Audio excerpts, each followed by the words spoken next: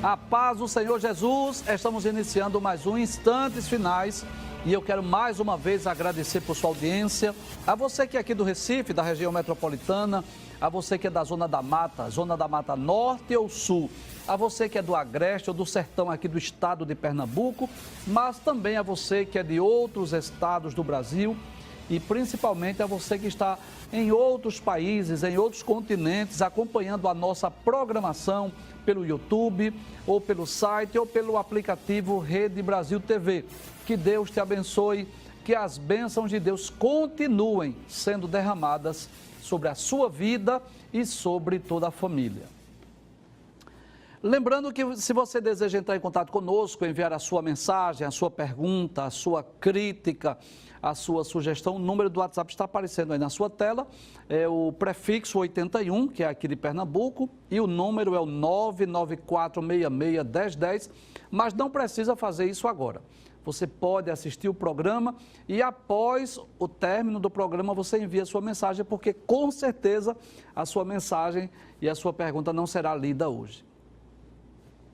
Se você está acompanhando o nosso programa diariamente, você sabe que nós estamos estudando o livro do Apocalipse, versículo por versículo. Já há alguns meses, né, que nós estamos estudando, meditando sobre a mensagem de Deus através deste livro. Claro, apesar de ser um livro antigo, de ter sido escrito há aproximadamente 2000 anos, né, 20 séculos atrás, mas a palavra de Deus é sempre nova e eu tenho a certeza no meu coração que Deus está falando conosco através da explicação deste livro.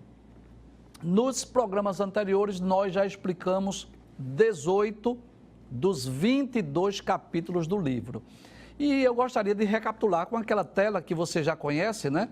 Onde nós temos aí uma síntese ou um resumo dos 22 capítulos do livro do Apocalipse. Isso, muito bem. Esta tela belíssima, maravilhosa, não é? Vamos relembrar o que foi que vimos. No capítulo 1, aquela visão do Cristo ressurreto, quando Jesus apareceu a João lá na ilha de Patmos, no meio dos 7 castiçais. Nos capítulos 2 e 3, nós estudamos as 7 cartas enviadas às 7 igrejas da Ásia, Éfeso, Esmirna, Pérgamo, Tiatira, Sardes, Filadélfia e Laodiceia. O capítulo 4 é a visão do trono da majestade divina, onde João viu não só o trono de Deus, mas também 24 tronos. No capítulo 5 é aquela visão daquele livro selado com 7 selos, que ninguém podia olhar para ele, nem desatar os seus selos, mas João ouviu uma voz dizendo: não chores, eis aqui o leão da tribo de Judá, a raiz de Davi, que venceu para abrir o livro e desatar os seus 7 selos. No capítulo de número 6, nós vamos perceber a abertura dos 6 primeiros selos. Observe aí como uma mão desatando esses 7 selos, abrindo os 7 selos, e esses 4 cavalos aí, o branco, o vermelho, o preto e o amarelo, são exatamente os 4 primeiros selos do capítulo 6. No capítulo 7, nós estudamos 2 visões. A primeira é a desses 144 mil judeus que foram selados por Deus para um trabalho específico durante a grande tribulação. E depois a visão desta grande multidão, que é a partir do versículo de número 9, uma multidão que ninguém podia contar, que são os mártires da grande tribulação. No capítulo 8, nós vamos perceber que ocorre a abertura do 7º selo. Veja lá em cima, a mão abrindo, né, desatando o 7º selo. E vimos também os 7 anjos se preparando para tocar as trombetas. Mas no capítulo 8, apenas as 4 primeiras trombetas são tocadas.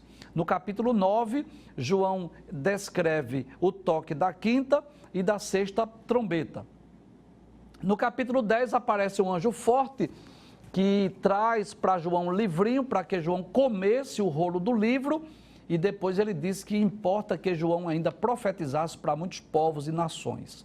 No capítulo 11 foram 2 temas principais, que é o toque da 7ª trombeta e as 2 testemunhas. No capítulo 12 nós estudamos sobre aquela visão, maravilhoso esse capítulo, né? Apesar de complexo, né? da mulher vestida de sol com a lua debaixo dos pés e um grande dragão vermelho querendo tragar o filho desta mulher. Esta mulher estava grávida e com ânsia de dar à luz, e você sabe que esta mulher representa a nação de Israel. No capítulo 13, nós estudamos sobre as duas bestas, a primeira que sobe do mar, que é dos versículos 1 a 10, que representa o governo e o próprio anticristo, e a segunda besta que sobe da terra, que é dos versículos 11 a 18, que representa o líder religioso no período da grande tribulação. No capítulo 14, João vê aqueles 144 mil judeus agora, não mais na terra, mas estavam sobre o monte Sião. No capítulo 15, João tem a visão dos 7 anjos com as 7 últimas taças, ou 7 últimas pragas da ira de Deus, sendo que no capítulo 15, João apenas vê os seres angelicais, eles não derramam nenhuma taça, mas no capítulo 16 você percebe aí que a imagem é praticamente a mesma, porque é no capítulo 16 que os 7 anjos derramam a taça sobre a terra. No capítulo 17, nós vimos a visão daquela prostituta montada sobre a besta, que fala sobre esse sistema religioso, que na realidade já é uma religião milenar, mas que ainda irá influenciar a humanidade durante o período sombrio da grande tribulação. No capítulo 18, que foi o último capítulo que nós estudamos, fala exatamente da queda de Babilônia. Então, na realidade, você vai perceber que tanto o capítulo 17, quanto o capítulo 18 e o capítulo 19, as epígrafes dos textos começam falando sobre a queda de Babilônia, sendo que no capítulo 17 fala da Babilônia religiosa e no capítulo 18 da Babilônia política. Pode trazer a tela, por gentileza. Então, na realidade, no capítulo de número 18, que foi o último texto que nós estudamos, esse capítulo, inclusive, muito extenso, né? Ele tem 24 versículos, nós estudamos exatamente sobre essa destruição desta cidade, que será a capital do mundo durante o governo do anticristo. Hoje, nós vamos iniciar o estudo do capítulo 19. E é interessante que no capítulo 19, mais uma vez, fala sobre a queda de Babilônia. Pode abrir a tela principal, por favor? Isso, do capítulo 19. E aí há algo interessante. Nós preservamos aí esse título, que é o que está na Bíblia. Se você tem uma Bíblia, você pode conferir no texto bíblico, não é claro, na epígrafe, no título do tema do capítulo 19 é este: a queda de Babilônia, alegria e triunfo nos céus. Só que agora a visão de João não está olhando mais para a terra, né? João não está vendo agora a destruição daquela cidade. João está agora tendo uma visão do céu. Então, nós vamos perceber algo muito interessante só pelo título do capítulo de número 19. Então, nós vamos ver um contraste. Aqui na terra, o que é que está ocorrendo? A queda de Babilônia. Mas no céu, o que é que está vendo? Está vendo júbilo, louvores, adoração, alegria, triunfo nos céus na ocasião desse juízo ou desse julgamento de Deus sobre a Babilônia. Inclusive, eu gostaria de lembrar o que nós já dissemos no programa anterior, que na verdade esse contraste ele vai ser percebido durante todo o período tribulacional. Durante o período tribulacional, nós podemos dizer que aqui na terra haverá dores, haverá sofrimentos, haverá angústia, né? Porque o juízo de Deus será derramado sobre a terra, serão abertos 7 selos, serão tocadas 7 trombetas, serão derramadas os 7 cálices da ira de Deus. O julgamento de Deus sobre a terra, que vai trazer dores e sofrimentos para quem estiver na terra. Mas é bom lembrarmos que para aqueles que estiverem no céu, júbilo, gozo e alegria. Por sinal, nós lemos nos programas anteriores, no capítulo de número 18, os versículos de número 19 e 20. Veja o contraste. Capítulo de número 18, versículo 19 e 20. Diz assim, pode trazer a tela, por favor. E lançaram pó sobre a cabeça, e clamaram, chorando e lamentando, e dizendo: Ai, ai daquela grande cidade, na qual todos os que tinham naus no mar se enriqueceram em razão da sua opulência, porque numa hora foi assolada. Então, aqui na terra, durante a destruição dessa Babilônia, o que é que vai haver? Os homens vão clamar, vão chorar e vão lamentar. Mas veja que coisa interessante. No versículo de número 20, diz assim: alegra-te sobre ela, ó céus, e vós, santos apóstolos e profetas. Significa dizer que, enquanto aqui na terra tiver lágrimas, dores, sofrimentos, angústia, tristezas, lá no céu, para quem estiver no céu, com certeza será um momento de júbilo, será um momento de alegria. Então, na verdade, nós preservamos esse título, como está na palavra de Deus, mas nós não vamos falar necessariamente sobre a queda de Babilônia, porque nós já falamos que está no capítulo 17 e capítulo de número 18. Na verdade, nós vamos explicar o que é que está ocorrendo no céu durante a queda ou a destruição da Babilônia. Eu quero lhe convidar, se você dispõe de uma Bíblia, para você estar com a sua Bíblia, com o seu caderno de anotações, com a sua caneta, para você acompanhar o comentário ou a explicação.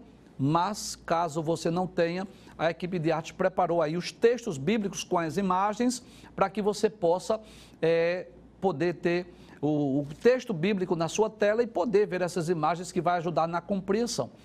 Propositalmente, antes de nós explicarmos o versículo primeiro, eu quero explicar um pouco sobre essa imagem belíssima e maravilhosa, né? Pode abrir, por favor, pode abrir a tela principal. Isto, muito bem, glória a Deus, né? Então, professor, por favor, me explique aí essa imagem, belíssima, essa imagem maravilhosa. Bem, ao centro está aí o trono de Deus, o trono da majestade divina, que nós já estudamos no capítulo de número 4, né? Quando eu vejo essa imagem, eu fico emocionado, porque eu penso no passado, na experiência que João teve, né? Esse privilégio que João teve de ter essa visão gloriosa, mas eu penso no futuro também que nós teremos essa oportunidade, né? Traz a tela para eu dizer algo aqui. Esta é a maior esperança do crente, do salvo, né? De um dia estar diante do trono da majestade divina, não é? Quando nós formos arrebatados desse mundo e nós estaremos para sempre na presença de Deus. Pode trazer a tela mais uma vez. Então aí está no centro o trono de Deus, ao redor do trono, estes 24 tronos que nós já explicamos lá no capítulo de número 4, que tudo nos leva a crer. Isso não está explícito no texto bíblico, mas é como os teólogos e comentaristas do livro do Apocalipse explicam. São 24 anciãos. Quem são? A Bíblia não diz os nomes deles, mas tudo nos leva a crer que são 12 patriarcas e os 12 apóstolos. Então, os patriarcas, Abraão, Isaac, Jacó, José e outros, que foram representando, na realidade, os crentes, os salvos do Antigo Testamento, e os 12 apóstolos de Cristo, que foram aqueles que seguiram Jesus durante o seu ministério, claro, exceto Judas Iscariotes, possivelmente quem está no lugar dele aí é Matias. Mas eu quero lembrar mais uma vez, isso não está explícito no texto bíblico. Em nenhum lugar da Bíblia diz que são os patriarcas e os apóstolos. São os comentaristas, os teólogos que afirmam assim. E claro, esses 24 anciãos, eles representam aí os crentes, os salvos do Antigo e do Novo Testamento. Ao centro aí, você vai ver esses 4 animais. Se você está acompanhando o programa, você sabe disso. São aqueles 4 animais que aparecem lá no capítulo 4, que na verdade são querubins ou serafins, são seres angelicais que representam toda a criação e também representam a forma pela qual os evangelistas apresentaram o Senhor Jesus Cristo, né? O primeiro com o rosto de leão, que é a forma que Mateus representou Jesus no Evangelho como rei.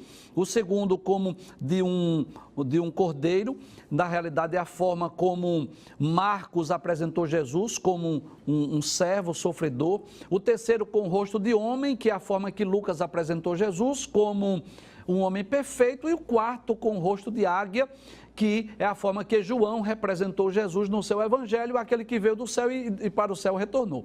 E ao redor do trono, ao redor dos 24 tronos, esta grande multidão aí que nos leva a crer, a entender que são tanto os salvos que foram arrebatados, né, como também os mártires da grande tribulação que estão aí também aguardando a ressurreição. Bem, essa imagem, claro, é meramente ilustrativa, pode trazer a tela, por favor. É claro que não há pintor, não há escultor, não há ninguém que possa descrever, né, na sua plenitude, na sua totalidade, essa glória, essa maravilha do que é o trono da majestade divina, do que é o céu. Ninguém pode descrever na sua essência, porque são coisas simplesmente incomparáveis, que não dá para comparar com as coisas aqui da terra.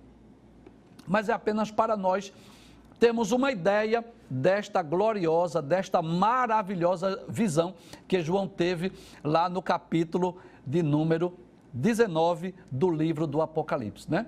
Se nós formos levados através da morte, nós teremos a oportunidade de conversar com João e ele explicar para nós, né, como foi essa experiência dele. E caso nós sejamos arrebatados de uma forma ou de outra, nós teremos a oportunidade de conversar com João quando estivermos lá no céu, e ele é o próprio João que vai explicar para nós como se deu essa sua experiência lá na ilha de Patmos. Muitas perguntas eu não consigo responder, não é? Muitas perguntas são enviadas que eu não tenho condições de responder. Por exemplo, quanto tempo durou entre a primeira e a última visão? Quanto tempo durou essas revelações do Apocalipse? Eu não sei dizer, são coisas que, quando chegarmos lá, João vai explicar para nós. Mas vamos ler a palavra de Deus, vamos estudar esse capítulo 19, que é um capítulo maravilhoso, por sinal, eu tenho uma maravilhosa notícia, não é? É sempre bom estudar a Bíblia, é sempre bom estudar a palavra de Deus. Acredito que tem sido uma experiência também maravilhosa para você, não só para mim tem sido uma experiência maravilhosa de reler, estudar mais uma vez o livro do Apocalipse. Mas eu vou ser sincero, né? Nós passamos aqui meses, né? Desde que iniciamos o estudo do capítulo 6, só falando de juízo, de castigo, né? De destruição. E a partir agora do capítulo de número 19, aí começam a vir as maravilhas, né? É claro que nós ainda vamos falar de juízo e de julgamento, porque ainda vamos falar um pouco no capítulo 19 e vamos falar ainda sobre o juízo final lá no capítulo de número 20, mas eu posso dizer que já estamos caminhando para o término do livro do Apocalipse, onde vamos falar mais do céu do que do juízo de Deus a partir de agora. Então vamos lá, capítulo 19, versículo 1, vejamos o que diz a palavra de Deus.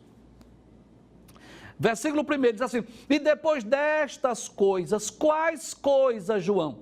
Depois que João descreveu a destruição da Babilônia religiosa, capítulo 17, e a destruição da Babilônia política, literal, no capítulo 18. Depois dessas coisas, aí João ouviu no céu.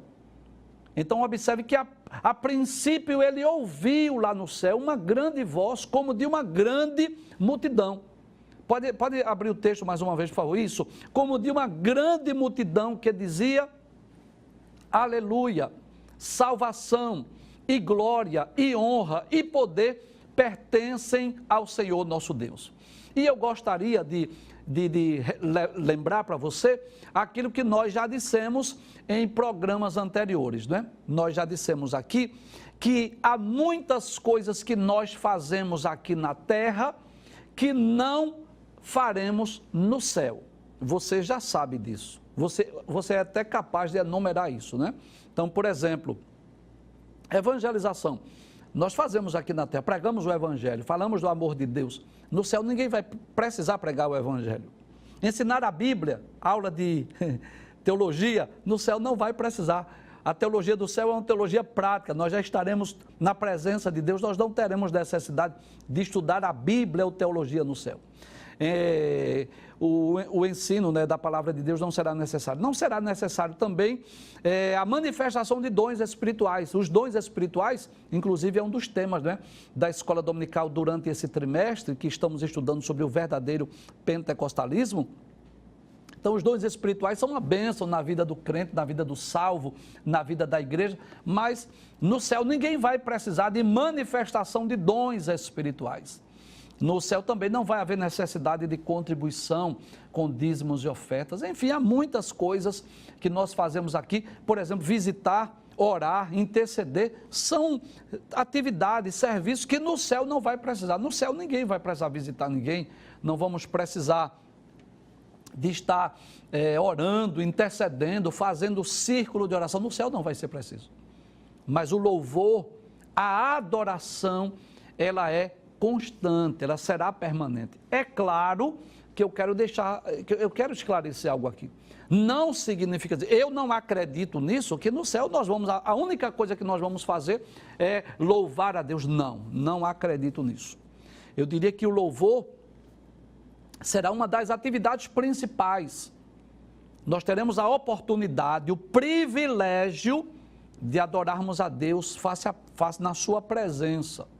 A nossa adoração aqui, ela é pela fé. Nós não estamos vendo Deus, mas cremos que Ele está nos vendo e ouvindo o nosso louvor e a nossa adoração. Mas no céu nós teremos a oportunidade de estar diante de Deus, adorando naquele grande coral, onde haverá não só as vozes angelicais, não só dos seres angelicais, mas da igreja, dos salvos, dos lavados e remidos pelo sangue de Jesus. Então, o louvor, na realidade, ele é eterno, ele é permanente. Nós adoraremos a Deus pelos séculos dos séculos, por toda a eternidade. Então, lendo o livro do Apocalipse, é claro que eu poderia ler qualquer outro livro e qualquer outro texto, mas eu quero me deter aqui no livro do Apocalipse, que deixa bem claro isso, que no céu o louvor, a adoração é uma das principais atividades. Inclusive esse texto fala sobre isso, fala exatamente sobre esta adoração. João ouviu essa voz de uma grande multidão. Abre o texto mais uma vez para nós conferirmos. Ouvi no céu como que uma voz de uma grande multidão que dizia aleluia. E o que é aleluia? Aleluia é louvai ao Senhor. No capítulo 19, a palavra aleluia está 4 vezes, versículos 1, 3, 4 e 6. Aí diz, salvação e glória e honra e poder pertencem ao Senhor nosso Deus. Então, nós vamos ler, inclusive eu quero convidar você, pode trazer a tela por favor? Eu quero convidar você para ler comigo alguns textos bíblicos no livro do Apocalipse, que nos deixa bem claro que o louvor a Deus no céu é permanente. Capítulo 4, que é mais uma vez a visão do trono da majestade divina, nos versículos 9 a 11 diz assim, e quando os animais davam glória, esses animais nós já falamos sobre ele, não é? Possivelmente são querubins ou serafins, são seres angelicais e tem aqui uma aparência de animal porque eles estão representando toda a criação e a forma pelas quais os evangelistas apresentaram a pessoa de Jesus. Então, enquanto esses animais davam glória e honra e ações de graças ao que estava assentado sobre o trono e ao que vive para sempre, os 24 anciãos prostravam-se diante do que estava assentado sobre o trono, adoravam o que vive para todo sempre, lançavam as suas coroas diante do trono, dizendo, digno és, Senhor, de receber glória e honra e poder, porque tu criaste todas as coisas e por tua vontade são e foram criadas. No capítulo 5, versículos 8 a 14, diz assim, e havendo tomado o livro, é Jesus, quando toma aquele livro selado com 7 selos, diz que os 4 animais e os 24 anciãos prostraram-se diante do Cordeiro, tendo todos eles harpas e salvas de ouro, cheias de incenso, que são as orações dos santos, e cantavam um novo cântico, dizendo, digno és de tomar o livro e de abrir os seus selos, porque foste morto e com teu sangue compraste para Deus homens de toda tribo e língua e povo e nação. E para o nosso Deus os fizeste reis e sacerdotes, e eles reinarão sobre a terra. E ainda no capítulo 15, os versículos 2 e 3. Esses são alguns dos textos do livro do Apocalipse que nos mostra que no céu o louvor e a adoração é permanente. capítulo 15, versículos 2 e 3 diz: e vi como um mar de vidro misturado com fogo, e também os que saíam vitoriosos da besta e da sua imagem e do seu sinal e do número do seu nome, que estavam junto ao mar de vidro e tinham harpas de Deus e cantavam o cântico de Moisés, servo de Deus, e o cântico do Cordeiro, dizendo: grandes e maravilhosas são as tuas obras, Senhor Deus Todo-Poderoso. Então, eu posso dizer que só esse versículo, ele está nos ensinando duas grandes verdades, duas grandes lições, duas verdades que estão claras nas páginas da Bíblia. A primeira é que o louvor a Deus será eterno, será permanente, será pelos séculos dos séculos. Embora, mais uma vez eu diga, que esta não será a única atividade nossa no céu. Não é claro que não, nós teremos outras atividades. Por exemplo, nós vamos reinar com Cristo durante os 1000 anos.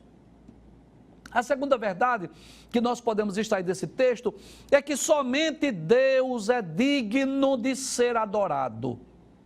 Somente Deus é digno de toda adoração. Abra o texto mais uma vez, versículo 1, por favor. Diz assim: João ouviu a voz como de uma grande multidão que dizia: aleluia, que significa louvai ao Senhor, salvação e glória e honra e poder pertencem a quem? Ao Senhor nosso Deus, né? Então, nenhum outro ser, nenhum outro homem, nenhum ser angelical, ninguém pode ou merece ou deve ser adorado.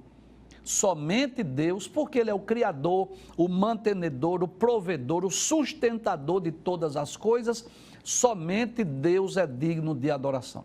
É por isso que nós cristãos, é por isso que nós evangélicos, nós não nos curvamos, nós não nos prostramos na presença de ninguém. Nós respeitamos, por exemplo, as autoridades políticas, as autoridades religiosas, mas nós não nos curvamos, não nos prostramos diante deles. Porque nós entendemos à luz da Bíblia, nem mesmo os seres angelicais devem ser adorados. O texto vai mostrar isso, que João, lá no versículo de número 10, que nós vamos estudar nos próximos programas, o próprio João, diante da revelação, ele quis se curvar, se prostrar diante do anjo. Veja o que diz o versículo 10: e eu lancei-me a seus pés para o adorar, mas ele disse-me, foi o anjo que disse: olha, não faças tal, eu sou teu conservo de teus irmãos. Então, nem mesmo os seres angelicais devem ser adorados. Somente Deus é digno, somente Deus é merecedor de honra, de glória, de louvor e de adoração.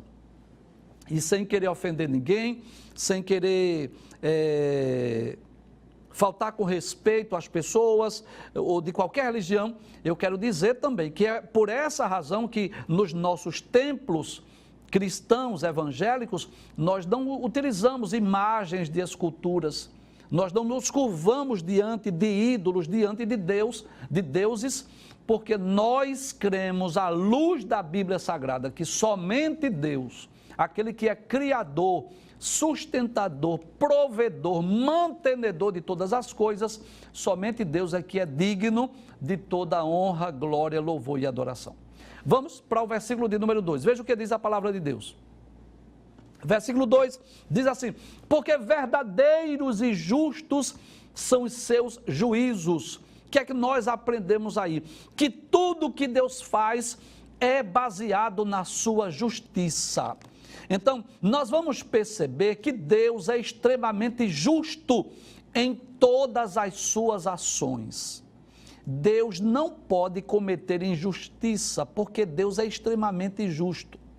E eu torno a dizer uma frase que eu já disse aqui em outros programas. Eu posso não entender uma ação de Deus. Eu posso não compreender porque eu sou falho, eu sou limitado, né? E eu não sou capaz de compreender e de entender todas as ações de Deus. Eu não sou capaz de entender tudo. Há muitas ações de Deus que eu creio e eu aceito pela fé, mas não sou capaz de entender tudo, porque estou numa posição muito inferior a Deus. Mas talvez eu não seja capaz de entender porque Deus agiu assim em determinadas circunstâncias, bíblicas, ou na história, ou na minha vida. Talvez eu não seja capaz de entender, lendo a Bíblia, por que Deus agiu assim, ou vendo a história, por que Deus agiu assim, ou da minha própria vida. Mas eu posso ficar tranquilo e sossegado e dizer com muita tranquilidade: Deus não comete injustiça. Todas as suas ações são justas. Aqui na terra, você sabe disso, que nós, seres humanos, falhos e imperfeitos, nós estamos sujeitos a sermos injustiçados em algumas ocasiões, ou também de cometermos injustiças em algumas ocasiões. As nossas imperfeições nos deixam, posso dizer assim, vulneráveis nesse aspecto. Nós podemos sofrer algum tipo de injustiça, ou nós, em alguma ocasião, nós podemos ser injustos em alguns momentos, algumas ocasiões da nossa vida, mas Deus não. Deus é extremamente justo. A justiça humana, e aí eu quero falar mais uma vez, né, que a justiça é um atributo que nós chamamos lá na teologia de um atributo comunicável. Você sabe o que é um atributo comunicável? São atributos de Deus. Um atributo é uma qualidade, é uma característica de Deus. E quando nós chamamos de atributo comunicável, nós estamos dizendo que Deus compartilhou conosco, com os seres humanos. Então, por exemplo, amor, bondade, justiça, misericórdia, fidelidade, são atributos comunicáveis. Só que com uma diferença. Em Deus, os atributos, mesmo comunicáveis, né? Os atributos em Deus são perfeitos, eles são inalteráveis. Eles não sofrem variações, eles são harmônicos. Em nós, não.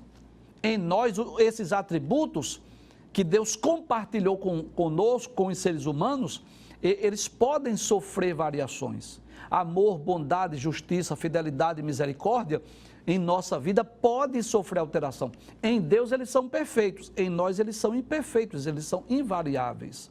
Então eu posso dizer com muita tranquilidade que Deus não pode cometer injustiça, porque Ele é justo em todas as suas ações. Volta ao texto mais uma vez, por gentileza. Verdadeiros e justos são os seus juízos, pois julgou a grande prostituta que havia corrompido a terra com a sua prostituição, e das mãos dela vingou o sangue dos seus servos. Então eu trago à memória dois textos aqui que nós já lemos. O primeiro está no capítulo 18, versículo 24, que foi o último texto que nós estudamos no programa anterior. Que nós dissemos que, embora Deus não tenha a obrigação e a necessidade de justificar ou explicar nada, mas Ele deixa bem claro por que destruiu a Babilônia. E por que destruiu? A resposta está no capítulo 18, versículos 23 e 24. Primeiro, porque os seus mercadores eram os grandes da terra, a autoconfiança daqueles mercadores, que em vez de reconhecer que o grande é Deus, o poderoso é Deus, eles é que se sentiam grandes. Foi a primeira razão. Segundo, todas as nações foram enganadas pelas tuas feitiçarias. Então o pecado da Babilônia influenciou o mundo. As nações foram influenciadas pela sua religião, pela sua feitiçaria, pelos seus engodos, pelos seus ensinos deturpados. Terceiro lugar, e nela se achou o sangue dos profetas. É por isso que está havendo alegria no céu. Enquanto a Babilônia está sendo destruída, está havendo gozo, júbilo e alegria. Porque Deus, o justo juiz, está sentenciando. Está exercendo juízo ou julgamento. Deixa eu fazer aqui uma ilustração aqui para que você possa entender. É como se um pai de família, um cidadão de bem, tivesse sido assassinado num latrocínio, um roubo seguido de assassinato. E digamos que na ocasião do julgamento daquele assassino, daquele ladrão, que além de matar aquele pai, além de roubar aquele pai de família, ele matou, mesmo que o pai de família não mostrou nenhuma reação. Então é como se na ocasião em que o juiz estivesse julgando, sentenciando aquele crime ali no tribunal, é como se a família daquele pai de família que havia sido morto estivesse ali presenciando. É claro que a sentença, a batida do martelo, o julgamento, a condenação do réu não vai trazer o parente de volta, mas pelo menos eles terão um senso de justiça, que aquele criminoso, aquele assassino foi preso, foi condenado. Só que no céu tem uma diferença, né? É que aqui a alegria é também para aqueles que foram mortos, porque eles estão lá na presença de Deus. Embora não estejam vendo lá do céu a Babilônia sendo destruída, mas Deus vai dizer assim: olha, acabei de destruir a Babilônia. Vocês foram mortos, mataram vocês, perseguiram, mas eu exerci juízo. Então o primeiro texto que eu quero relembrar é esse, é que um dos motivos principais pela destruição de Babilônia é exatamente por causa da morte dos servos de Deus. O texto deixa bem claro, capítulo 18, versículo 24. E nela se achou o sangue dos profetas. Ou seja, essa cidade foi responsável pela morte dos servos de Deus. Mas há um outro texto que eu gostaria de ler, que fala sobre os juízos de Deus, que são justos, né? Verdadeiros e justos são os seus juízos. Está lá no capítulo 15, versículo de número 3. Se você tiver uma Bíblia, você pode ler. E cantava o cântico de Moisés, servo de Deus, e o cântico do Cordeiro, dizendo: grandes e maravilhosas são as tuas obras, Senhor Deus Todo-Poderoso. Justos e verdadeiros são os teus caminhos, ó Rei dos santos. Então, capítulo 15, versículo 3. Capítulo 16, versículo 5, também do livro do Apocalipse, diz assim: e ouvi o anjo das águas que dizia: justo és, ó Senhor, que és e que eras e santo és, porque julgaste essas coisas. Então, nós podemos entender que Deus é extremamente justo em suas ações. Talvez o ser humano não seja capaz de entender, mas Deus sempre age com justiça, né? Deus não pode ser enganado, por exemplo, por um falso documento. Um juiz aqui da terra, por exemplo, mesmo que ele seja um cidadão de bem, porque nem sempre os juízes são cidadãos de bens, você sabe disso? Nem sempre os juízes são cidadãos de bens. Existem juízes corruptos que são subornados, que recebem presentes antes de julgar as causas. Mas mesmo aquele juiz que é um cidadão de bem, que é um homem honesto, que estudou muito para agir com justiça, mas ele pode, em algum julgamento, ele pode, não por maldade, mas talvez um dos advogados, ou de defesa ou de acusação, foi mais bem sucedido, talvez um falso documento que foi colocado lá no processo, talvez um falso testemunho, pode fazer com que esse juiz, mesmo sendo um cidadão de bem, mesmo sendo justo em suas decisões, pode ser que ele tome uma decisão precipitada, pode ser que ele julgue a favor de alguém que não merecia, pode ser que ele deixe de agir com justiça em alguns casos, porque ele foi talvez convencido pelo argumento de um dos advogados, ou de defesa ou de acusação. Mas Deus, que é onisciente, que conhece todas as coisas, que ninguém pode mentir para ele, que ninguém pode enganá-lo, que ninguém pode juntar um falso documento em um processo, que ninguém pode suborná-lo, que ninguém pode enganá-lo. É claro que Deus não está sujeito a cometer injustiça, até porque Deus é santo no sentido pleno, completo, perfeito, e Deus não pode ser injusto quando está julgando as causas aqui da terra. Então, o texto deixa bem claro que Deus vingou de seus servos. Inclusive, essa é a razão pela qual, uma das razões principais pelas quais Deus julgou a Babilônia, foi por causa da morte dos servos de Deus.